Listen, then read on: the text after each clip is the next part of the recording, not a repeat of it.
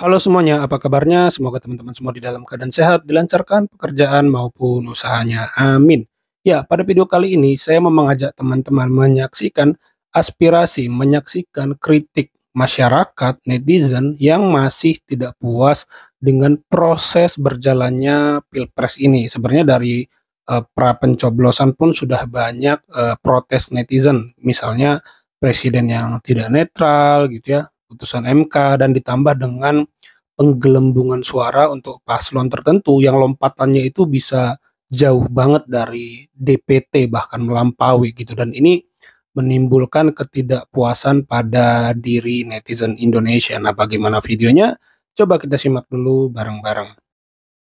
Pemilihan umum telah menipu kita, seluruh rakyat dipaksa gembira. Hak demokrasi pura-pura, rakyat kita belum merdeka. Pilihlah wakilmu yang suka memperdaya, perusak amanah yang setia. Di bawah undang-undang negara Konoha, kita menuju ke penipuan umum.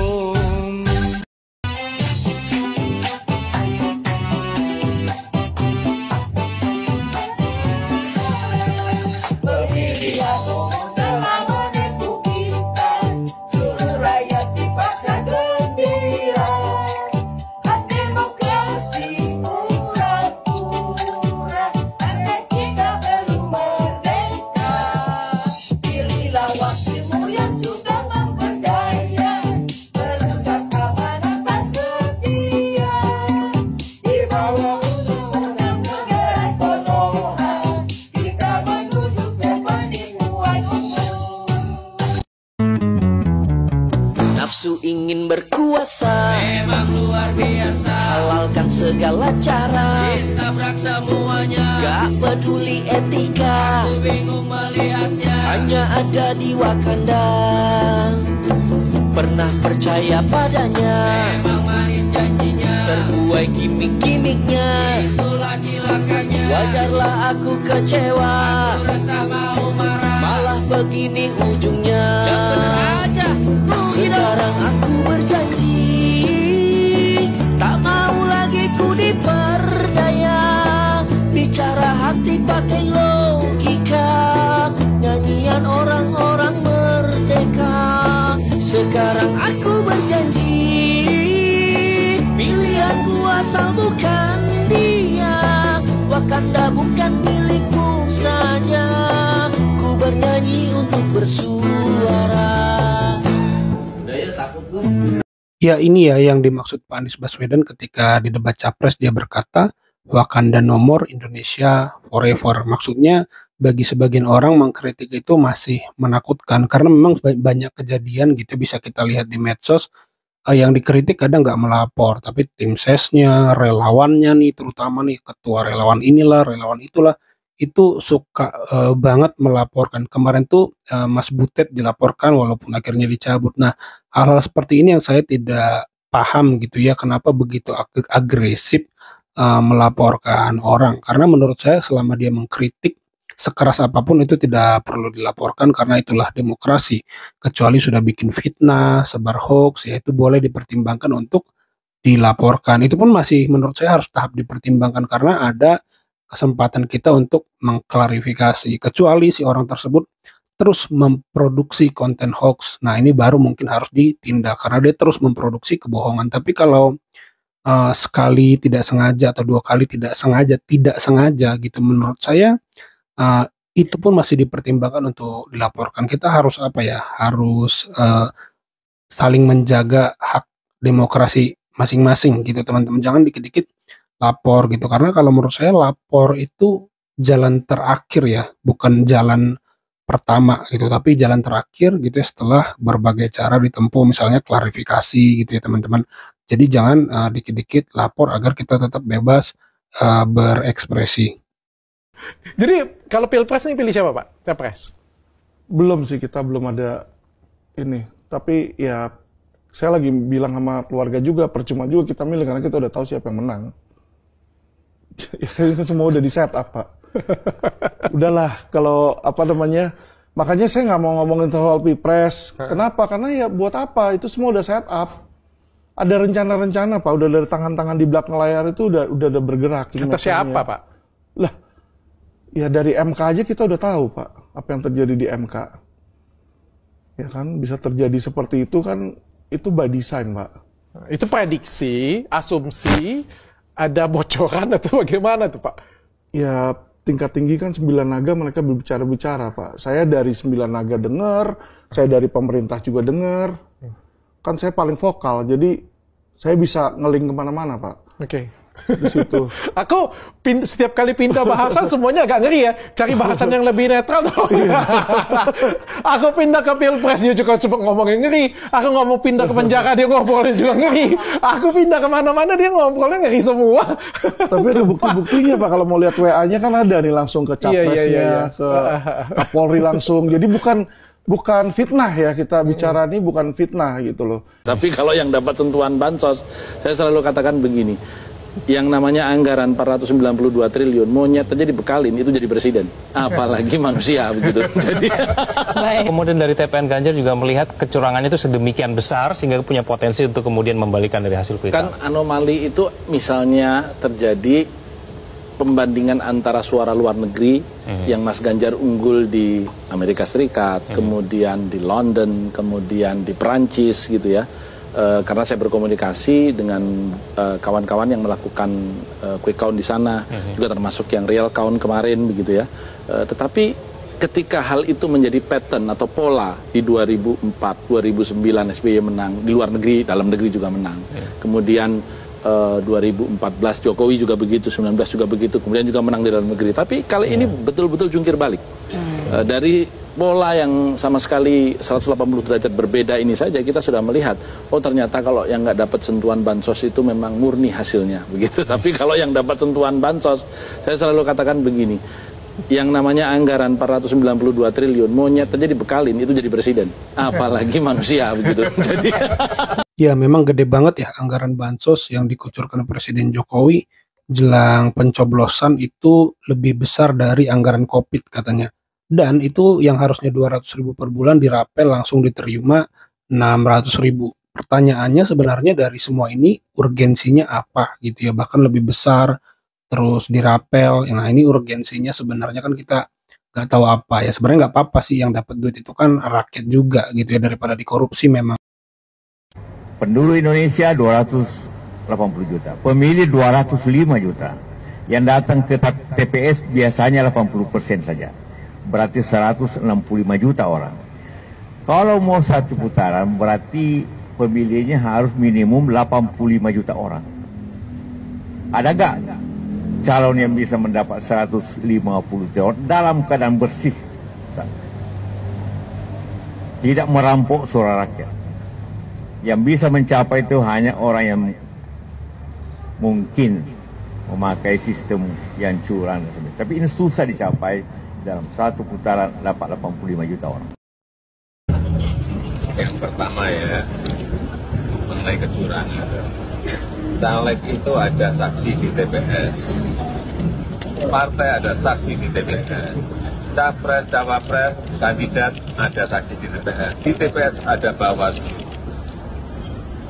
Aparat juga ada di sana, terbuka untuk diambil gambarnya. Saya kira pengawasan yang berlapis-lapis seperti ini akan menghilangkan adanya kecurangan. Tapi kalau memang ada mekanisme untuk ke Bawaslu, mekanisme nanti persidangan di MK sudah diatur semuanya. Jadi janganlah teriak-teriak curang. Ada bukti langsung bawa ke Bawaslu, ada bukti bawa ke MK. Ya, ada bukti langsung bawa ke Bawaslu. Janganlah berkata curang, kalau ada kecurangan laporkan ke Bawaslu. Ya memang itulah pernyataan normatif yang harus disampaikan oleh seorang presiden ya. Gitu. Saya adalah pendukung Jokowi tulen 2014-2019 ya, karena memang kinerja pemerintahnya baik sekali.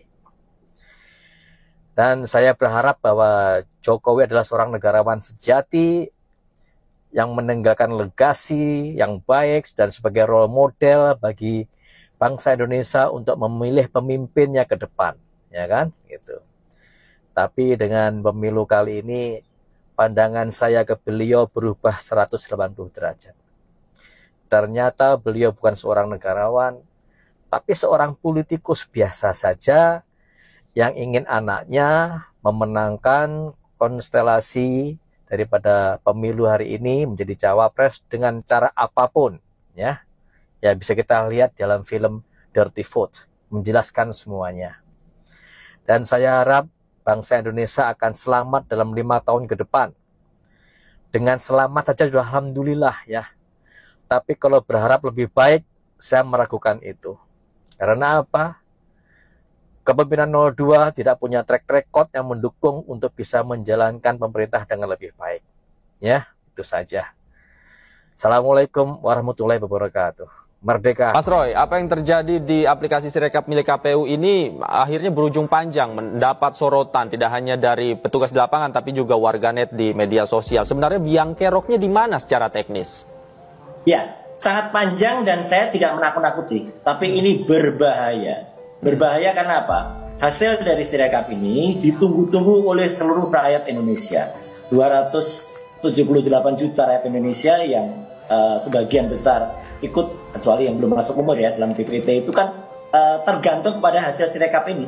Meskipun nanti hasilnya yang dipakai adalah hasil manual, tetapi sekarang kita tidak ada acuan untuk bisa melihat itu. Jadi awalnya di mana? Awalnya adalah karena Sirekap ini, saya katakan kemarin dalam 2 tulisan saya, ini tidak proper atau tidak ada uji publik dan uji teknis sebelum pelaksanaan. Padahal ini digunakan di 38 provinsi. Kita tidak ada yang pernah mendengar sistem ini ditender kapan, siapa pembuatnya, perusahaan apa namanya, kemudian dia itu masuk kualifikasi. Tahu-tahu Januari kemarin bisa diunduh melalui Android. Dan ketika diunduh itu, saya juga pertanyakan sertifikasinya. Ternyata sertifikasinya hanya dari Kementerian Kominfo saja. Kan harusnya ada lah, banyak punya peneliti-peneliti ahli profesor dari BRIN misalnya. Kita punya badan research, itu yang harusnya meneliti dulu mas. Jadi kalau tadi dikatakan oleh KPU, Hasyim Asyari barusan ya, ada lebih dari 2000 sekian bermasalah, itu sudah pelanggaran. Karena apa? Sistem itu sebelum dipakai, dilaksanakan, itu diuji errornya seberapa.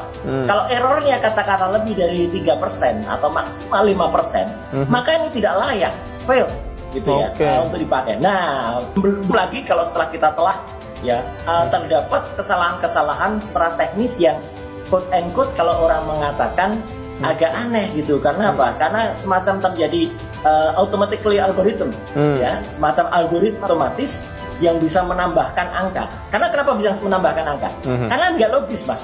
Sistem OCR, ya, Optical Character Recognition atau OMR, Optical Mark Reader, ini sudah biasa sebenarnya dipakai di perguruan-perguruan tinggi. Kalau seleksi masuk itu biasanya mudah. Kalau misalnya dia ada salah, itu biasanya tulisannya kurang kontras, tinggal ditambahin kontras atau tambah plus saja, selalu berikutnya sudah betul. Jadi kok bisa nambah gitu.